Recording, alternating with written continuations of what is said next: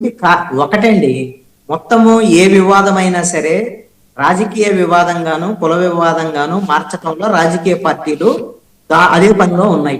దాంట్లో భాగమే ఇప్పుడు కృష్ణదేవరాయలకి ఏ కులం అనే పాయింట్ కాదు ఇక్కడ. ఆధిపత్య పోరాటం. కాపులకి రెడ్డి సామాజిక వర్గానికి మధ్య ఉన్నటువంటి ఆ ప్రాంతంలో ఉన్నటువంటి ఆధిపత్య పోరాటానికి సంబంధించినటువంటి వివాదంగా నేను విన్నటువంటి అంశం ఇది.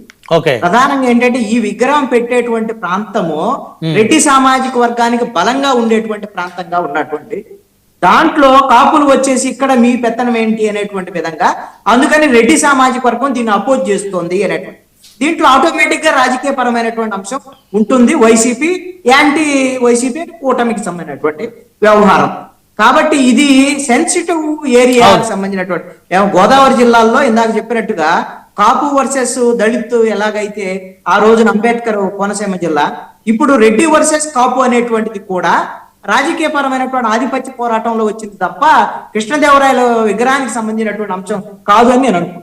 ఈ ఆధిపత్య కులాల ఆధిపత్య పోరుని ఎవరు ఆపలేమా కృష్ణ గారు? ఎవరు ఆపాలనేది నిప్పు. ఇప్పుడు అగ్గిపెట్టి ఆ దాంట్లో ఆయిల్ పోసి మరి నిప్పు పెడతంటే రాజకీయ పార్టీలు మీరు నేను ఆపాలనుకుంటే ఆగిద్దా?